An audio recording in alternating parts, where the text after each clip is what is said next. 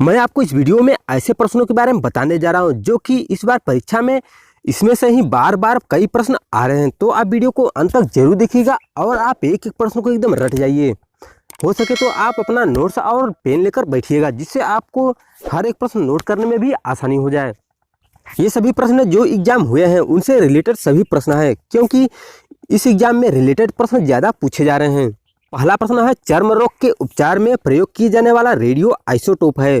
Option एक है radio सीसा, दूसरा है रेडियो कोबाल्ट, तीसरा है रेडियो फास्फोरस और लास्ट ऑप्शन है रेडियो आयोडीन।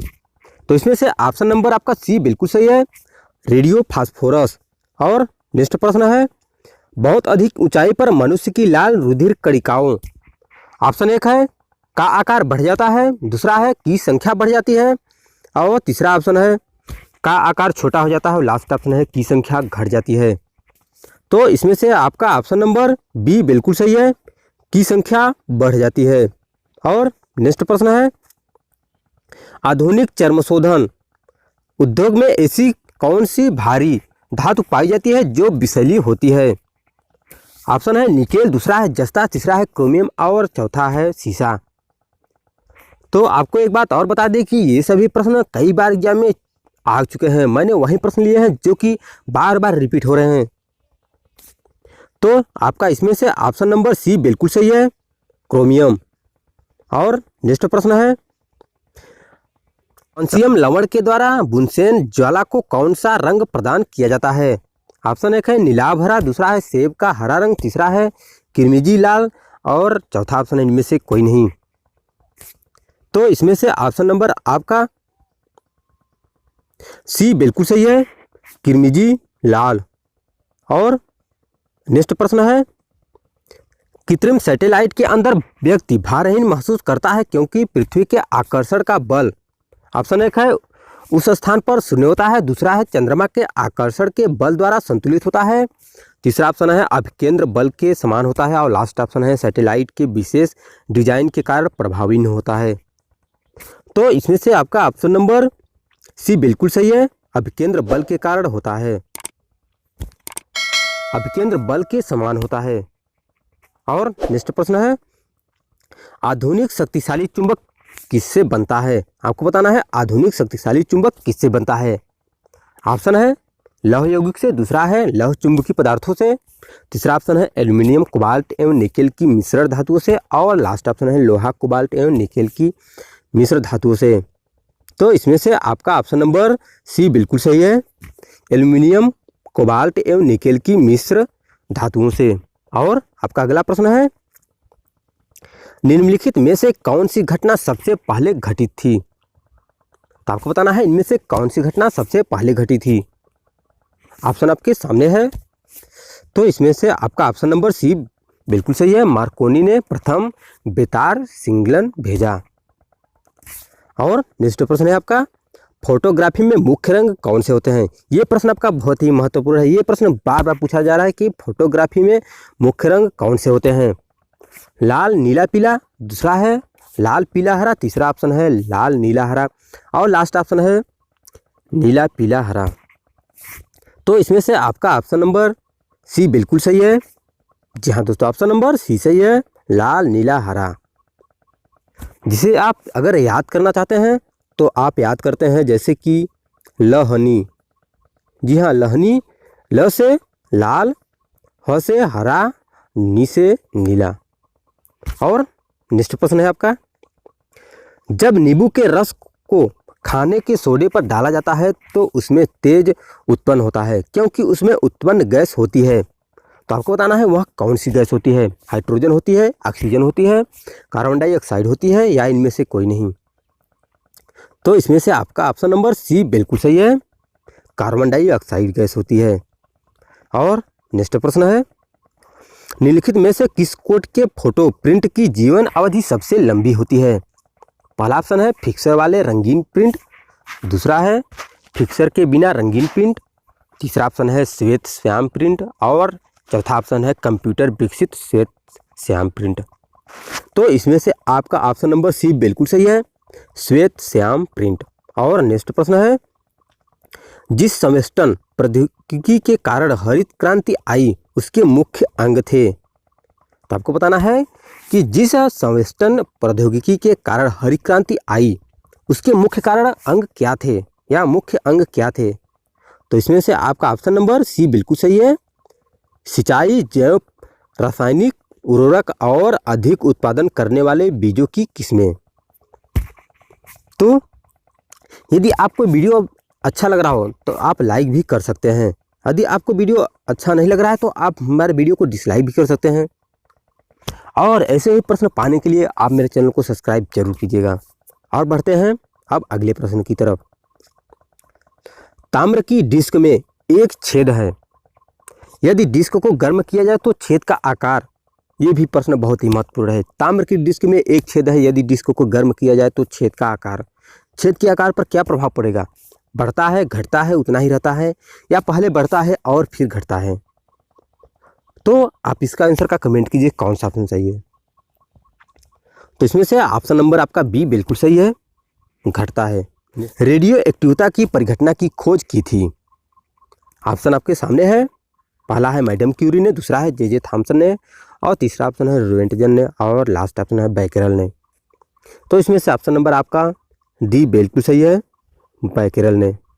और आपका नेक्स्ट प्रश्न है, औद्योगिक बहिस्त्राव द्वारा किए जाने वाले जल प्रदूषण को रोकने के लिए निम्नलिखित में से कौन से अपतृण को उपयोगी पाया जाता है?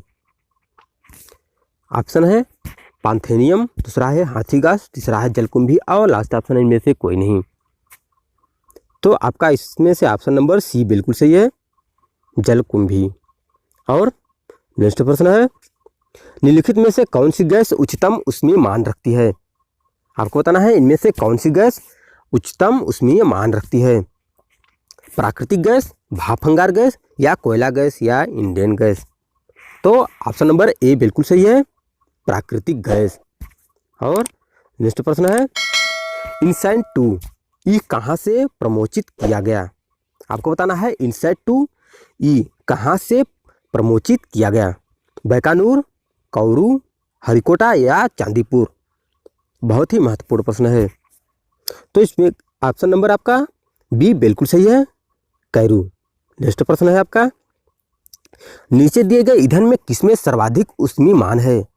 आपको बताना है इसमें ऑप्शन जो 4 है इसमें किसमें सबसे अधिक ऊष्मीय मान है। तो इसमें से आपका ऑप्शन नंबर डी बिल्कुल सही है, प्राकृतिक गैस। जी हाँ दोस्तों, प्राकृतिक गैस का ऊष्मीय मान सबसे अधिक है। और आपका नेक्स्ट प्रश्न है, सागर में बहते हिमखंड के द्रव्यमान के कुल 10 भागों में कितना जल तल के ऊपर होगा? प्रश्न है, सागर के बहते हिमखंड के द्रव्यमान के कुल 10 भागों में कितना जल तल के ऊपर होगा? ऑप्शन है 1 भाग, दूसरा है 2 भाग, तीसरा है 4 भाग, और लास्ट ऑप्शन है 6 भाग। तो इसमें से ऑप्शन नंबर आपका 1 बिल्कुल सही है, 1 भाग, पहला ऑप्शन सही है। और नेक्स्ट प्रश्न है, चंद्रमा पर क्या नहीं होने के कारण वहाँ किसी प्रकार का जीवन नहीं है? ये भी बहुत ही महत्वपूर्ण प्रश्न है कि चंद्रमा पर क्या नहीं होने के कारण वहाँ किसी भी प्रकार का जीवन नहीं है।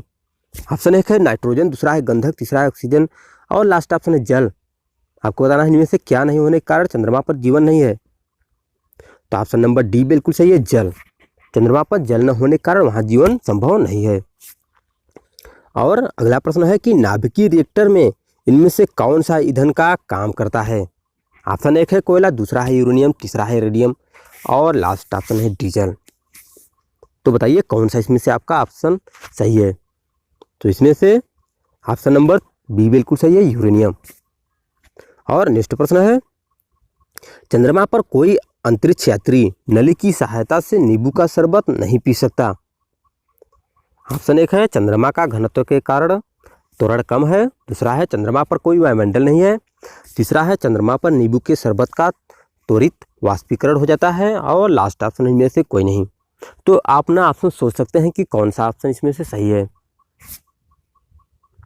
तो ऑप्शन नंबर बी सही है, चंद्रमा पर कोई वायुमंडल नहीं है। और नेक्स्ट प्रश्न है, बर्फ के टुकड़ों 1 गिलास शुद्ध जल और 1 गिलास शुद्ध अल्कोहल में डालने पर बर्फ।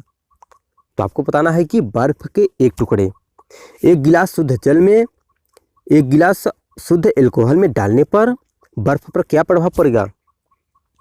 जल के ऊपर के सतह पर रहेगी, एल्कोहल के ऊपर के स्तर पर रहेगी, दोनों में एक ही स्तर पर होगी, एल्कोहल में तैरेगी और जल में डूब जाएगी। तो ऑप्शन नंबर आपका ए बिल्कुल सही है, जल में ऊपर के स्तर पर रहेगी। और आपका नेक्स्ट प्रश्न है, चंद्रमा पर आने जाने की यात्रा के दौरान अधिकतम ईंधन कब खर्च होता है? ऑप्शन एक है उड़ान भरने के समय, पृथ्वी के गुरुत्वाकर्षण को पार करने में, दूसरा है चंद्रमा पर उतरने पर चंद्रमा के गुरुत्व को पार करने में, तीसरा है चंद्रमा के उड़ान भरने पर चंद्रमा के गुरुत्व को पार करने पर, और लास्ट ऑप्शन है पृथ्वी पर पुनः प्रवेश करने और हल्का हल्का उतरने पर पृथ्वी के गुरुत्व को पार करने में। बहुत ही महत्वपूर्ण प्रश्न है, बताइए कौन सा ऑप्शन सही है? तो इसमें से ऑप्शन नंबर आपका डी बिल्कुल सही है। डी बिल्कुल सही है, पृथ्वी पर पुनः प्रवेश करने और हल्का हल्का उतरने पर पृथ्वी के गुरुत्व को पार करने में। और आपका नेक्स्ट प्रश्न है, वायुमंडल में ओजोन की ऊपरी परत निम्नलिखित में से किसके बनी होती है? आपको बताना है ऊपरी परत जो है वो किससे बनी होती है। तो इसमें से ऑप्शन नंबर आपका बी बिल्कुल सही है, ऑक्सीजन के अणुओं का संयोजन। ऑक्सीजन के अणुओं का संयोजन, ऑप्शन नंबर बी। और नेक्स्ट प्रश्न है, न्यूक्लियर रिएक्टर में न्यूट्रॉन को किससे आमंत्रित किया जाता है? ऑप्शन है विखंडनीय पदार्थ, दूसरा है मॉडरेटर, तीसरा है नियंत्रण छड़, और लास्ट ऑप्शन है शीतल प्रणाली। तो इसमें से ऑप्शन नंबर आपका सी बिल्कुल सही है, सॉरी ऑप्शन नंबर बी सही है, मॉडरेटर। और नेक्स्ट प्रश्न है, निम्नलिखित में से वह कंपनी कौन सी है जिसने ट्रांजिस्टर रेडियो का आविष्कार किया था? आपको उस कंपनी का नाम बताना है जिसने ट्रांजिस्टर रेडियो का आविष्कार किया था। और यदि आप एग्जाम देने जा रहे हैं तो आप आविष्कार और आविष्कारक को जरूर पढ़ के जाइएगा, क्योंकि आपसे एक क्वेश्चन इससे जरूर सॉलिड है आएगा। तो इसमें से ऑप्शन नंबर आपका ए बिल्कुल सही है, सोनी। और नेक्स्ट प्रश्न है, डीजल इंजन में ईंधन को ज्वलित करने के लिए आवश्यक उच्च तापमान किसके द्वारा प्राप्त किया जाता है? ऑप्शन है एग्जॉस्ट के ऊष्मा का उपयोग करके, दूसरा है बैटरी द्वारा, तीसरा है सिलेंडरों में वायु को संपीड़ित करके, तीसरा है और लास्ट ऑप्शन है बिजली को चिंगारी द्वारा। तो बताइए कौन सा ऑप्शन सही है? ऑप्शन नंबर सी सही है, सिलेंडरों के वायु को संपीड़ित करके। जी हाँ दोस्तों, सिलेंडरों के में वायु को संपीड़ित करके। और नेक्स्ट प्रश्न है, निम्नलिखित में से कौन सी ग्रीन हाउस गैस है? आपको बताना है इनमें से कौन सी ग्रीन हाउस गैस है, ऑक्सीजन, नाइट्रोजन, कार्बन डाइऑक्साइड या ओजोन। तो इस ऑप्शन नंबर सी बिल्कुल सही है, कार्बन डाइऑक्साइड। और नेक्स्ट प्रश्न है, निम्नलिखित में से किसी तत्व के सापेक्ष परमाणु संहिता कौन सी है जो परमाणुओं से बनी है, जिनमें प्रत्येक में 17 प्रोटॉन, 18 न्यूट्रॉन और 17 इलेक्ट्रॉन होते हैं। तो इसमें से ऑप्शन नंबर आपका बी बिल्कुल सही है, 35।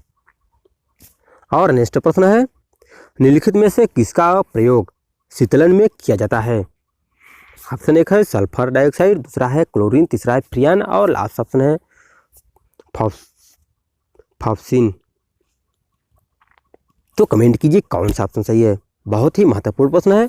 और एक बात और कि यदि आप मेरे सभी वीडियो को देखना चाहते हैं तो उसमें एक प्लेलिस्ट मिलेगा। आप मेरे चैनल पे जाइए, वहाँ पर आपको एक प्लेलिस्ट मिलेगा। आप प्लेलिस्ट को ओपन करके सभी वीडियो को बारी बारी से देख सकते हैं। और सभी वीडियो में आपके महत्वपूर्ण प्रश्न ही मिलेंगे, सभी वो करके दिए हैं, नंबरिंग करके दिए हैं मैंने। 25-30 वीडियो है, आप उसको देख जाइए पूरा शुरू से लेकर लास्ट तक। तो बात करते हैं इसका, तो ऑप्शन नंबर इसका सी बिल्कुल सही है, फ्रियान।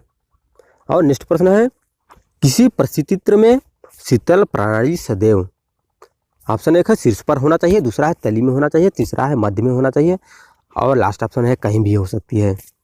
तो इसमें से ऑप्शन नंबर आपका ए बिल्कुल सही है, शीर्ष पर होनी चाहिए। और नेक्स्ट प्रश्न है, हीलियम गैस को गुब्बारों में क्यों भरा जाता है? ये हुई ना बात, महत्वपूर्ण प्रश्न। हीलियम गैस को गुब्बारों में क्यों भरा जाता है? यदि हम और कोई गैस भर दे तो क्या होगा? ऑप्शन एक है उसका परमाणु क्रमांक 2 है, वह वायु से हल्की है, वह जल में अवयवों में से एक है, वह एक उत्कृष्ट गैस है। तो इसमें से आपका ऑप्शन नंबर बी बिल्कुल सही है, वह वायु से हल्की है। नेक्स्ट प्रश्न है, भारत में पहले कितने देशों ने परमाणु बम का विस्फोट किया था? ये तो बहुत ही रोचक प्रश्न है, आपको इससे पता ही होगा कि भारत से पहले कितने देशों ने परमाणु बम का विस्फोट किया था। ऑप्शन 1 है 5, दूसरा है 4, तीसरा है 6, लास्ट ऑप्शन है 3। तो इसमें से ऑप्शन नंबर आपका ए बिल्कुल सही है, 5। यहाँ दोस्तों भारत से पहले 5 ऐसे देश थे जिन्होंने परमाणु बम का विस्फोट किया था। और नेक्स्ट प्रश्न है, अग्नि का सही वर्णन निम्नलिखित में से किसके द्वारा होता है? लड़ाकू विमान, दूसरा है सर्वतोमुखी टैंक, दूसरा है दीर्घ परास मिसाइल और लास्ट ऑप्शन है दीर्घ परास तोप। तो इसमें से ऑप्शन नंबर आपका सी बिल्कुल सही है, दीर्घ परास मिसाइल। जी हाँ दोस्तों, दीर्घ परास मिसाइल। और नेक्स्ट प्रश्न है, अतिलघु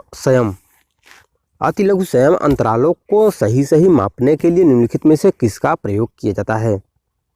मतलब कि छोटे से समय को मापने के लिए किसका प्रयोग किया जाता है? दूसरा है, पहला ऑप्शन है पुल्सर, दूसरा है क्वार्टज घड़ियाँ, तीसरा है परमाणु घड़ियाँ, लास्ट ऑप्शन है सेतुवामन। तो इसमें से ऑप्शन नंबर आपका सी बिल्कुल सही है, परमाणु घड़ियाँ। और नेक्स्ट प्रश्न है आपका, सितंबर 2004 में इसरो द्वारा प्रवर्तित इंडूसैट से क्या सुविधा उपलब्ध है? ऑप्शन 1 है उपग्रह आधारित मल्टीमीडिया संपर्क, दूसरा है सुदूर संवेदन और तीसरा ऑप्शन है असूचना जानकारी और लास्ट ऑप्शन है शैक्षणिक संयोजकता। तो आपको प्रश्न देखकर ही मालूम चल गया होगा कि इस बार परीक्षा में कितना पीछे से प्रश्न पूछ रहा है। मतलब कि आपका 2004 से प्रश्न आ गया है, इसलिए मैं बार बार कह रहा हूँ कि आप रिपीटेड प्रश्न पढ़िए जो कि पूछे जा रहे हैं। तो इसमें से ऑप्शन नंबर आपका डी बिल्कुल सही है, शैक्षणिक संयोजकता।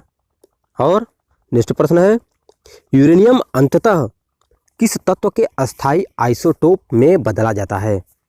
ऑप्शन 1 है रेडियम, दूसरा है थोरियम, तीसरा है सीसा और लास्ट ऑप्शन है पोलोनियम। तो ऑप्शन नंबर आपका सी बिल्कुल सही है, सीसा। और नेक्स्ट प्रश्न है, निम्नलिखित में से वह व्यक्ति कौन है जिसे भारतीय मिसाइल प्रौद्योगिकी का पिता कहा जाता है? ऑप्शन 1 है डॉक्टर UR राव, दूसरा है डॉक्टर APJ अब्दुल कलाम, तीसरा है डॉक्टर चिदम्बरम और लास्ट ऑप्शन है डॉक्टर होमी भाभा। तो आप कमेंट कीजिए इसका कौन सा ऑप्शन सही है। और यदि आपको इसका पूरा PDF चाहिए तो आप हमें कमेंट कीजिए, मैं आपको अलग से PDF प्रोवाइड करा दूंगा जिसमें आप सभी प्रश्नों को एकदम आसानी से देख सकते हैं। और इससे अतिरिक्त प्रश्न भी होंगे PDF में, जैसे 400-500 प्रश्नों का भी मेरे पास PDF है। यदि आप लेना चाहते हैं तो कमेंट कीजिए, मैं आपको पूरा PDF दूंगा। तो इसका ऑप्शन नंबर आपका डी बिल्कुल सही है, डॉक्टर होमी भाभा। और नेक्स्ट प्रश्न है, यूरेनियम के रेडियो एक्टिव विघटन के फलस्वरूप अंततः क्या बनता है? ऑप्शन 1 है रेडियम, दूसरा है थोरियम, तीसरा है पोलोनियम और लास्ट ऑप्शन है सीसा। तो कमेंट कीजिए कौन सा ऑप्शन सही है। तो इसमें से ऑप्शन नंबर आपका डी बिल्कुल सही है, सीसा। और नेक्स्ट प्रश्न है, निम्नलिखित में से कौन सा गुड़ भारी पानी में नहीं होता? आपको बताना है कि कौन सा गुड़ भारी पानी में नहीं होता। ऑप्शन आपके सामने है। तो इसमें से ऑप्शन नंबर आपका ए बिल्कुल सही है, भारी पानी का क्वथनांक साधारण पानी से कम होता है। जी हाँ दोस्तों, भारी पानी का क्वथनांक साधारण पानी से कम होता है। और नेक्स्ट प्रश्न है, भारी पानी का क्वथनांक कोयले की किस किस्म में मूल पादप द्रव्य के अभिज्ञेय अवशेष पाए जाते हैं? ऑप्शन 1 है एंथ्रेसाइट, दूसरा है लिग्नाइट, तीसरा है पिट और लास्ट ऑप्शन है बिटुमिन। तो ऑप्शन नंबर आपका सी बिल्कुल सही है, पिट। और नेक्स्ट प्रश्न है, किसी रेडियो सक्रिय पदार्थ का आधा जीवन 4 महीनों का होता है, उसका 3/4 भाग कितने महीनों में नष्ट हो जाता है? ये देखिए बहुत ही महत्वपूर्ण प्रश्न है, आप इसको अपने नोट्स में नोट कर लीजिए कि किसी रेडियो सक्रिय पदार्थ का आधा जीवन 4 महीनों का होता है, उसका 3/4 भाग कितने महीनों में नष्ट हो जाता है? तो इसका ऑप्शन नंबर डी बिल्कुल सही है, 8 महीने। और नेक्स्ट प्रश्न है, निम्नलिखित में से वह व्यक्ति कौन है जिसने एक महत्वपूर्ण नैदानिक यंत्र में MRI के विकास की सहायता की और उसके लिए नोबेल पुरस्कार प्राप्त किया? आपको बताना है कि वह व्यक्ति कौन है जिसने एक महत्वपूर्ण नैदानिक यंत्र के एमआरआई के विकास में सहायता की और उसके लिए नोबेल पुरस्कार प्राप्त किया? तो इसका ऑप्शन नंबर बी बिल्कुल सही है, पाल सी लोटरबर। जी हाँ दोस्तों, पाल सी लोटरबर। और नेक्स्ट प्रश्न है, न्यूक्लियर रिएक्टर में भारी जल का प्रयोग किस रूप में किया जाता है? आपको बताना है कि न्यूक्लियर रिएक्टर में भारी जल का प्रयोग किस रूप में किया जाता है। ऑप्शन एक है शीतलक, दूसरा है ईंधन, तीसरा है नियामक और लास्ट ऑप्शन इनमें से कोई नहीं। तो इसमें से ऑप्शन नंबर आपका सी बिल्कुल सही है, नियामक। जी हाँ दोस्तों, ऑप्शन नंबर सी बिल्कुल सही है, नियामक। और नेक्स्ट प्रश्न है, परमाणु रिएक्टर में प्रयुक्त ईंधन है। आपको बताना है परमाणु रिएक्टर में प्रयुक्त ईंधन क्या है? कोयला, पेट्रोल, जलने वाली गैस या यूरेनियम? तो ऑप्शन नंबर डी बिल्कुल सही है, यूरेनियम। और नेक्स्ट प्रश्न है, नाभिकीय रिएक्टर में ग्रेफाइट का प्रयोग किया जाता है। हमको बताना है कि नाभिकीय रिएक्टर में ग्रेफाइट का प्रयोग किया जाता है। ऑप्शन एक है ईंधन के रूप में, दूसरा है स्नेहक के रूप में, तीसरा ऑप्शन है विमंदक के रूप में और लास्ट ऑप्शन है विद्युतरोधी के रूप में। तो इसमें से ऑप्शन नंबर आपका सी बिल्कुल सही है, विमंदक के रूप में। और नेक्स्ट प्रश्न है, ऑटोमोबाइल वाहनों द्वारा निष्कासित मुख्य नुकसानदेह गैस जिससे वायु प्रदूषक होता है निम्नलिखित में से कौन सी है? ऑप्शन एक है कार्बन मोनोऑक्साइड, दूसरा है मीथेन, तीसरा है कार्बन डाइऑक्साइड और लास्ट ऑप्शन है ओजोन गैस। आपको बताना है वह कौन सी गैस है जो कि मनुष्य के लिए नुकसानदायक होती है। तो इसमें से ऑप्शन नंबर आपका ए बिल्कुल सही है, कार्बन मोनोऑक्साइड। और नेक्स्ट प्रश्न है, भारत में निर्मित कौन सा मध्यवर्ती परास परमाणु क्षमता योग्य प्रक्षेपास्त्र है?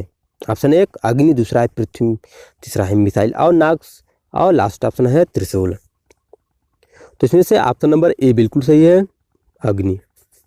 और आपका नेक्स्ट प्रश्न है, अंकीय सिग्नल में किस प्रलेख को कोडन करने के बाद उसे टेलीफोन, टेलेक्स या उपग्रह के द्वारा प्राप्तकर्ता के पास भेजा जा सकता है जहां उसका विकोडन किया जाता है और मूल प्रलेख के सही प्रति तैयार की जाती है? निम्नलिखित में से वह प्रक्रिया कौन सी है जो इसका प्रतिनिधित्व करती है? ऑप्शन एक है फैक्स, दूसरा है शब्द संसाधन, तीसरा है टेलेक्स और लास्ट ऑप्शन है ईमेल। तो इसमें से ऑप्शन नंबर आपका ए बिल्कुल सही है, फैक्स। और नेक्स्ट प्रश्न है, ज्यामिति का जनक किसे कहा जाता है? आपको बताना है कि ज्यामिति का जनक किसे कहा जाता है। ऑप्शन एक है पाइथागोरस, दूसरा है न्यूक्लिड, तीसरा है अरस्तु और लास्ट ऑप्शन है कैपलर। तो आप इस प्रश्न का कमेंट करके आंसर बताइए कौन सा ऑप्शन सही है। तो दोस्तों आपको ये वीडियो कैसा लगा आप हमें कमेंट के माध्यम से ज़रूर बताइएगा। तो मिलते हैं आपसे नेक्स्ट वीडियो में। आज के लिए बस इतना ही। और हाँ, जाते जाते एक बात और कहना चाहता हूँ कि यदि आप चैनल पे मेरे पहली बार आए हैं तो सब्सक्राइब कर लीजिएगा। तो वैसे तो कहने की ज़रूरत नहीं है, आप सब्सक्राइब तो कर ही लिए होंगे। तो चलिए ठीक है, मिलते हैं नेक्स्ट वीडियो में। आज के लिए बस इतना ही।